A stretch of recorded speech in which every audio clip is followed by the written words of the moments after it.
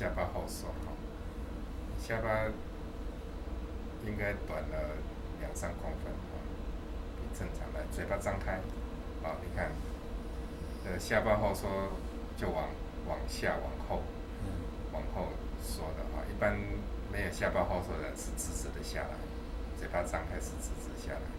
来，嘴巴闭起来，牙齿咬合，我要看你牙齿露出牙齿。对。来，嘴巴打开，对，来，嘴巴张开，嘴巴闭起来，嘴巴张开，这样就不是往前对，这是你正常的一个位置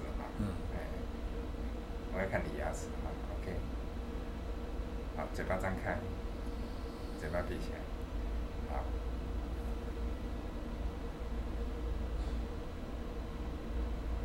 这个眼泡下眼睑眼泡这个脂肪囤积我的观察是跟缺氧大汗都有关系的，眼泡会特别明显。那他们家脂肪囤积，兄弟姐妹都这样子。对，就是如果脸型都像这样子几乎都会打呼。来，嘴巴张开。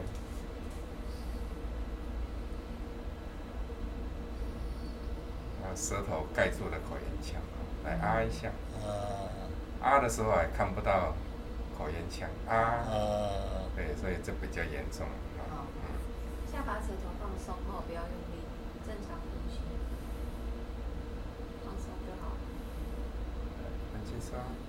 你看到我要用很大的力量，才看得到口咽。对，你看它的空间很窄，而且舌头后缩的人，它会贴到后面，后面这个空间就很窄，晚上睡觉缺氧会很厉害。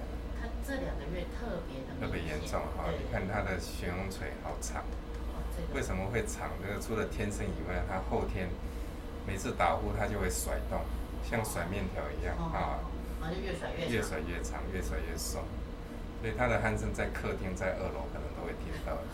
来，用嘴巴呼吸。你看它的空间而且这边的软腭很松这个软腭它像80-90岁的老人，这种黏膜已经松掉了，这边稍微好一点。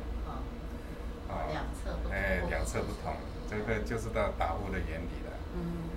呼吸声很大，你会看到大家呼吸的时候，气流经过会产生气切的声音对，所以如果他动手术的话呢，就是舌根部的缩小是最重要的。一般我们会下3针两边各1针这边1针，中间1针两边各1针，每1针的治疗1分钟。无线射频的能量释放会让舌根部肌肉的蛋白质凝固，然后吸收，缩小体积30%。让那个就是咽喉的那个对后面的空间要放大。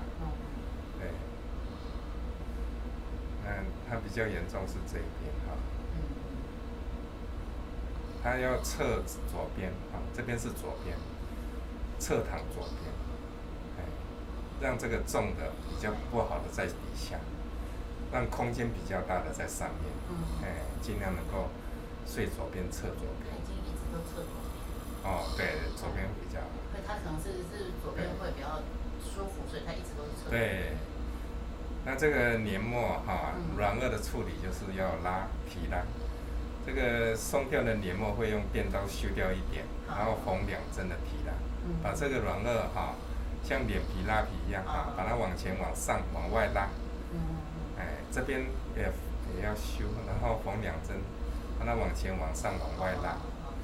那这个悬雍垂要修掉2/3。修掉那么多？对，那个太肥了。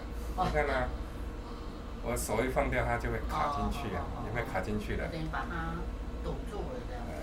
好，慢慢呼吸，一下你看，鼾声就会出来，你看看，你看到这个就知道了。缺氧很厉害，它是重度的OK， 好，结束